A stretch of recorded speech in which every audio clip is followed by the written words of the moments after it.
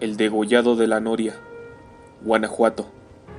El hablar del degollado de la Noria es tan similar como hablar del demonio. Los habitantes de este poblado de Guanajuato le tienen tanto miedo que muy pocos se atreven a contar la historia. Este no es el caso de doña María, quien tuvo un papel muy especial en lo sucedido. Se cree que el degollado es su pariente que viene del más allá con el objetivo de advertirles a todos el peligro que se corre en esas regiones. María tenía 10 años cuando su madre la envió a vivir con su tía a la Noria, pues ella ya no podía mantenerla y su parienta estaba incapacitada para valerse por sí sola. Hacía tiempo que estaba muy enferma.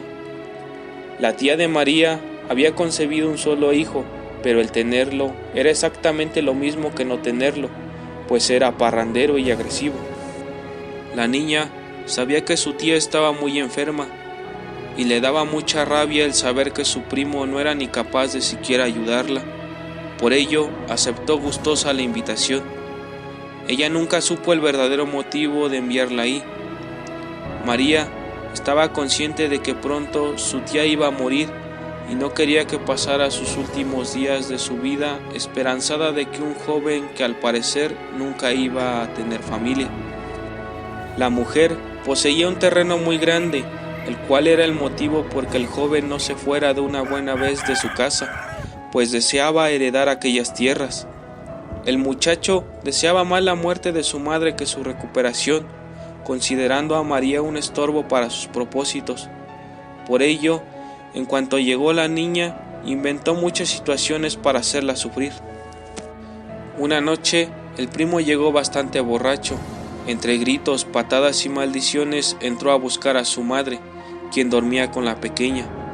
La mujer no tuvo más remedio que correr al escandaloso de su hijo, advirtiéndole que no volviera a su casa si no le bajaba su borrachera. Este, enfurecido, le gritó el deseo que muriera. A la mañana siguiente, María tuvo que ir, como de costumbre, por las tortillas. Ahí se topó con un grupo de mujeres quienes comentaban lo sucedido en la noche. Al parecer, había escuchado claramente que la carreta de la muerte había pasado por el lugar. La pequeña, llena de curiosidad, se acercó para enterarse de lo sucedido, pues no alcanzaba a comprender lo que aquellas personas decían. Cuando la niña volvió a su casa, estaba llena de intriga. Por ello, lo primero que hizo fue preguntarle a su tía sobre la carreta de la muerte. La mujer, al escuchar esto, se persinó, pues había una creencia popular que aseguraba que cuando la carreta se escuchaba rondando por las empedradas calles de la Noria, de seguro alguien no tardaba en morirse. La niña se asustó al pensar que podría tratarse de su tía, pero como era de suponerse, pronto se le olvidó todo y volvió a su vida cotidiana. En lo que no podría dejar de molestarse era de su primo, pues aparte de ser un borracho, era un grosero engreído. Esa tarde regresó el primo a la casa, aparentemente furioso y reclamándole a su madre por qué lo había corrido, si después lo iba a ir a buscar. Pero la tía se mostró más que sorprendida, ya que ella en ningún momento había ido a buscarlo, ni mucho menos le había ido a gritar por los montes como aseguraba el joven. El primo al parecer estaba muy indignado, y no obstante no haber bebido aquella noche, tampoco llegó a dormir. Al día siguiente, cuando María fue por el mandado, se topó con las mismas personas de aquel día anterior, y curiosamente estaban hablando de lo mismo, solo que ahora aseguraban que la carreta se dirigió a la casa del huerto. La niña nuevamente se asustó y corrió a preguntarle a su tía.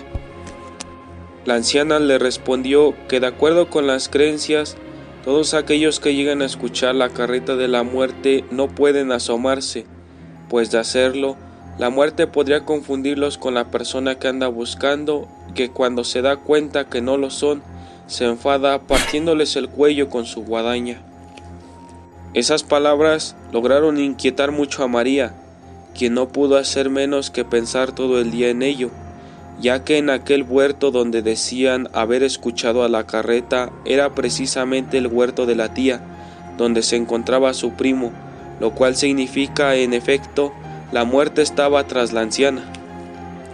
Sin embargo, después de repasarlo un rato, la niña se armó de valor y fue hasta la casa del huerto a buscar a su primo, pues tal vez él también corría peligro si llegaba a asomarse cuando la carreta pasara por aquel lugar. Cuando llegó, el primo estaba tendiendo la cama. En cuanto se dio cuenta de la presencia de la niña, la corrió sin dejarla hablar.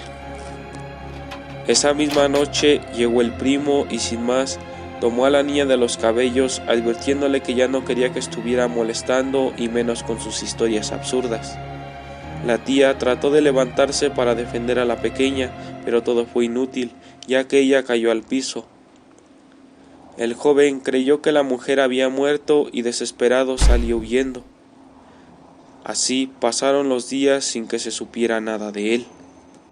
Una tarde volvió muy molesto alegando lo mismo, que su madre lo había ido a buscar en varias ocasiones, todas al caer la noche, y que la tía le dijo que no podía ser otra cosa más que la respuesta de sus malas acciones, cosa que le molestó nuevamente al joven, quien desesperado gritó que no iba a conseguir que creyera en esas cosas. La tía le rogó que por nada del mundo le fuera a abrir la puerta, que ni siquiera se asomara a la ventana, pero él, que andaba tan molesto, le advirtió que no lo volviera a buscar.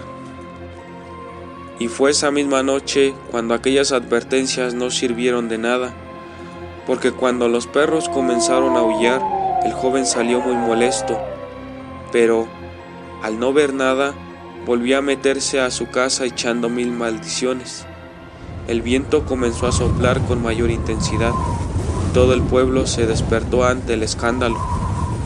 Todos escucharon aquel fuerte grito que provenía de la casa del huerto. La tía, alarmada, le pidió a María que buscara a un vecino para que fuera a ver a su primo. La niña obedeció y, acompañada por varias personas, se encaminó hacia el huerto. Se cuenta que lo encontraron en el portal de la puerta con el cuello partido en dos y con una mueca de terror en los ojos. María y su tía sabían lo que había ocurrido y no tuvieron más remedio que rogar por el alma del muchacho para que descansara y no deambulara por el huerto debido a su trágica muerte que había tenido. Sin embargo, dicen que cada vez que alguien va a morir en la noria, no solo escucha los golpes del caballo y los rechinidos de la carreta, sino además se oye al joven gritar, pues al parecer todavía piensa que la muerte corre tras de él. Suscríbete y comparte. Déjanos tus historias en el correo y las mejores serán contadas por este mismo canal.